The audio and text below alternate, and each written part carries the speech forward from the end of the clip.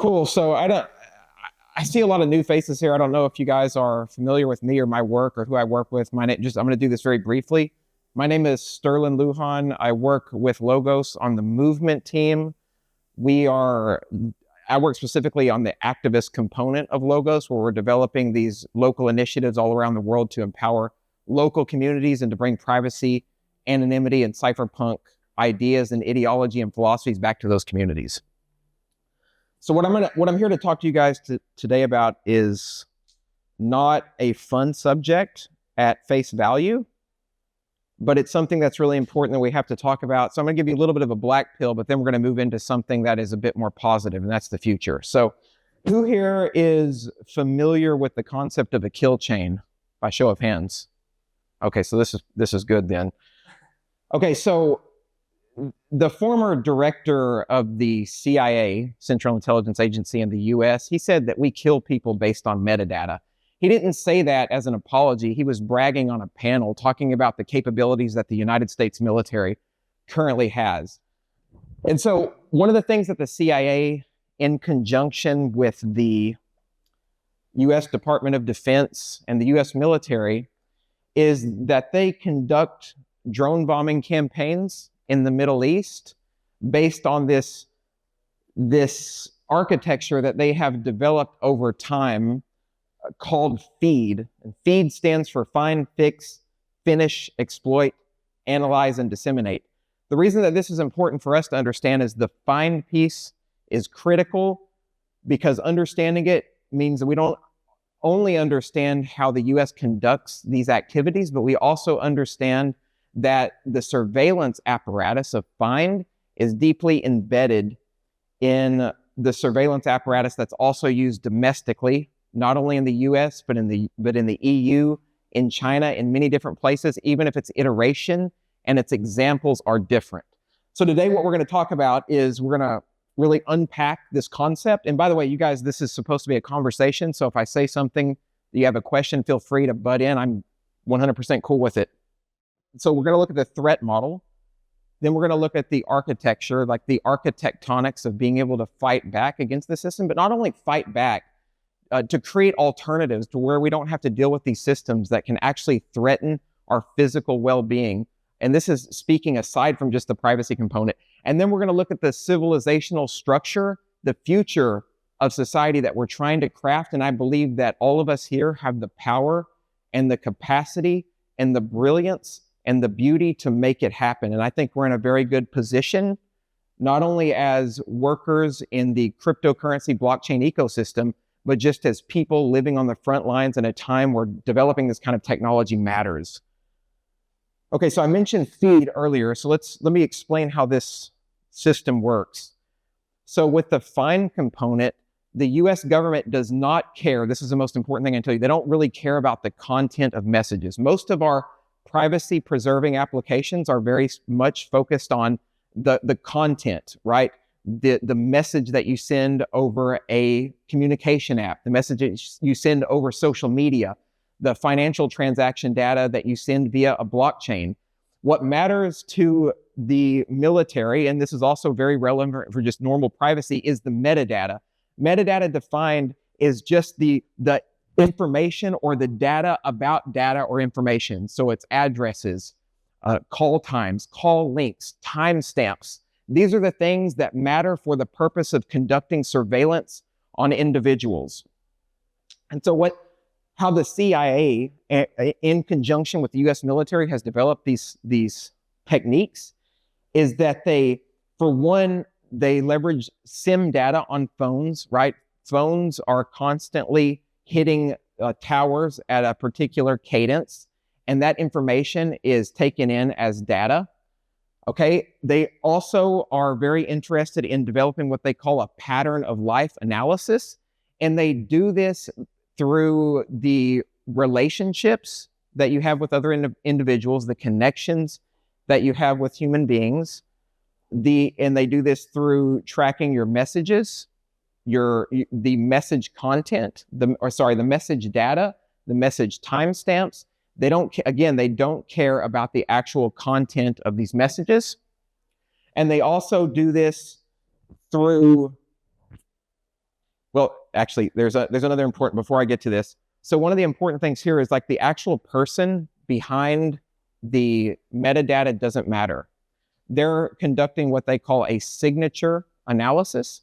So they're looking at the combination of all the data points, and they're putting that together to develop what they refer to as a targeting package, right? So that way they can conduct a targeted strike and hit somebody and assassinate somebody. But the key here is, like, ultimately, they've conducted a bunch of these strikes and they have killed innocent bystanders. They've also targeted American citizens overseas and killed them also as a result of these strikes, all based on this metadata analysis, all based on these surveillance regimes. All right, so I'm gonna try to end the black pill piece now here, but the important component of this is this same architecture is the architecture that they use to just generally surveil the population. This is the same thing that Edward Snowden revealed early on when he talked about X-keyscore, that he's also ranted about at length in his book, Permanent Record, which I highly recommend checking out and looking into. All right, so let's talk about how we can move beyond this. I could drone on about the really sad state of affairs and state of our world. But let's think about how we can push back against this. And I think we're in a really nice position to develop novel institutions and novel technologies that leverage very strong anonymity engineering and privacy engineering that allow us to completely undermine and undercut the way that the surveillance apparatus has been deployed, not only against people overseas in the Middle East, but also all of us who are activists and dissidents and have a stake to claim in defending our freedom, defending our autonomy, our free will, and our ability to take back agency and to reclaim our birthright as a species. The first part of this, and I really love this technology, is mixed nets, right? So who here is familiar with mixed nets? Yeah. So the thing with mixed nets is that they experienced a period of some 15 years of stagnation where there was very little development being done. And it's just recently that development in mixed nets have picked up, and now they're being productized in different formats. But the reason why mixed nets are so important in terms of communication is that they're very explicitly developed for protecting our metadata. And PG up here mentioned earlier, David Chom was responsible for developing a lot of these primitives. He's actually responsible for creating some of the earliest versions of mixed nets. If you guys are interested in leveraging a VPN that uses mixed nets, our friends over at NIM and Harry Halpin have worked to develop a mixed net using Lupix. And Lupix is a mixed net architecture that was developed at the University College of London, which has a very specialized ways of helping to defend privacy. The name, it's in the name, where a client sends messages repeatedly. They're like fake messages. This is like fake traffic to throw off anyone who's an adversary who's trying to conduct traffic analysis. So mixed nets are one of the keys that I think we can be developing and working on to help protect and defend our metadata. Okay, this next part I'm going to slow down just a little bit because it's my favorite part of this discussion. So the next tool that we have in our arsenal that is really seeing a lively discussion around and which people are extremely excited about is zero-knowledge cryptography. So you guys are probably familiar with Eric Hughes, right? I've heard of Eric Hughes, who wrote the Cypherpunk Manifesto. And Eric Hughes, among a number of other people, said the property of privacy that's most important is the ability to selectively reveal yourself as you see fit. This is like one of the primary definitions of privacy.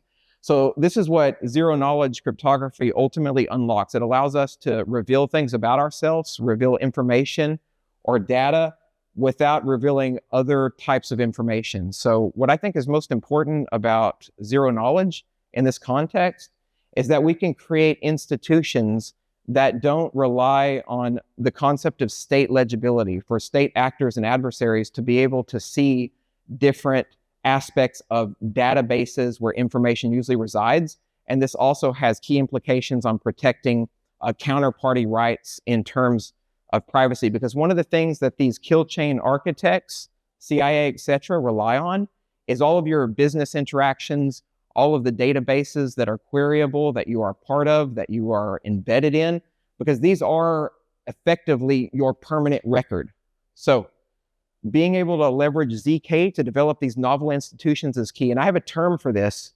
We hear a lot about this concept of oblivious messaging, this concept of oblivious data. So I think what we're on the precipice of being able to build is oblivious institutions, like dark institutions that can allow a person to get a credential, to receive a license, to get a role or conduct a function without having to reveal a bunch of extraneous or unimportant information to that particular actor. Because even without thinking about the kill chain architectures, all of these centers where data is housed or warehoused, regardless of bank institutions or literal data warehouse, are just fucking honeypots for these actors to come out and just steal our information.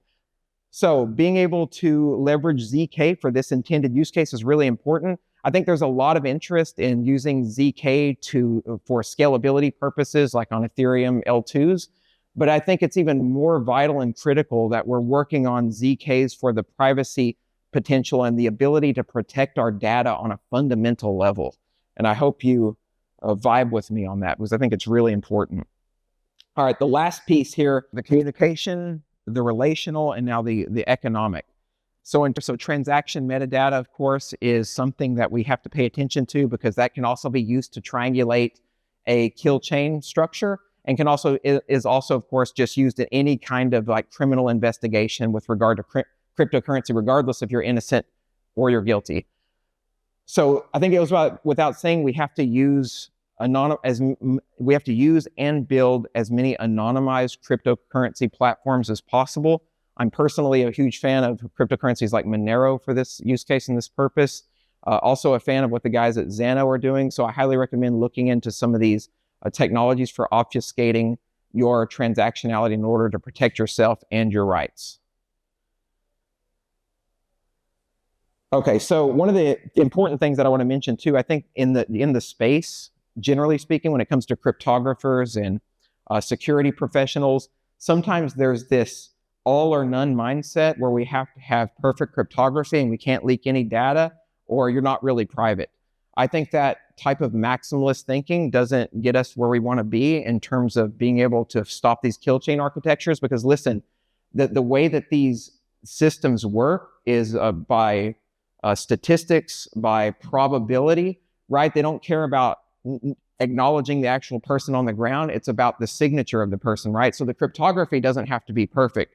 What needs to be better, and what we all can continue to work on, is our own operational security, or OPSEC. So this is just an aside that I want to mention. Very important that we just build the technologies and we make the spying and the surveillance apparatus as expensive and as cumbersome as possible, because at that point it prevents these guys from being able to come after us in that way. All right, so now this is another important part of the discussion. I'm going to step back and we're going to look at this more holistically, and I'm going to get a bit philosophical here. Who's familiar with James C. Scott? Okay, so James C. Scott wrote a book called Seeing Like a State. And his whole point of the book, he was like an anarchist scholar, a very well-respected guy.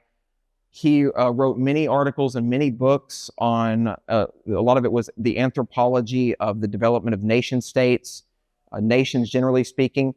The main point in his book, Seeing Like a State, is the idea that states only came into existence because they're able to codify individuals, they're able to gather data, they're able to corral people. It's a result of this that they developed cadastral maps. It's the reason that literally the surname, that we all have surnames that exist because that was a state-based activity. A lot of people don't know that.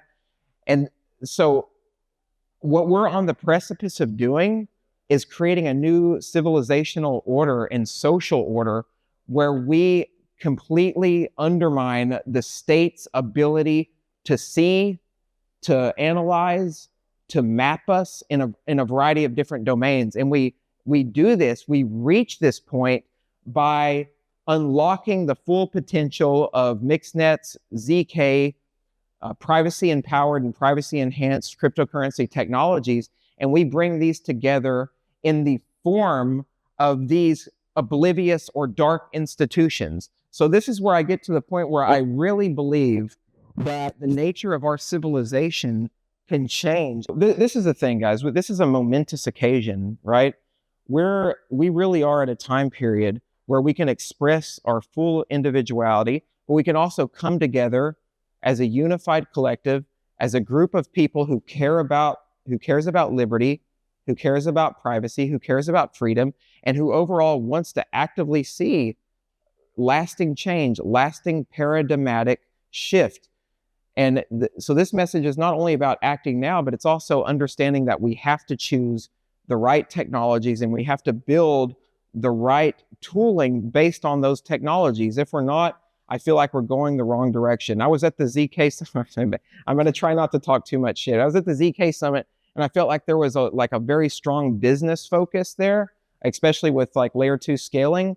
And the privacy concerns were almost absent from what I saw. I hope that I'm fully wrong about that. Maybe someone saw something I didn't see, but this is not the direction. We don't need to be hijacked. We need to be pushing forward in a way that prevents our ecosystems from being hijacked. We have to completely embody the cypherpunk spirit. We have to invoke people like Timothy May in the Crypto Anarchist Manifesto. If we're not, we're going to lose ground and we're not going to be able to continue pushing forward in the direction that we need to go. Thank you very much.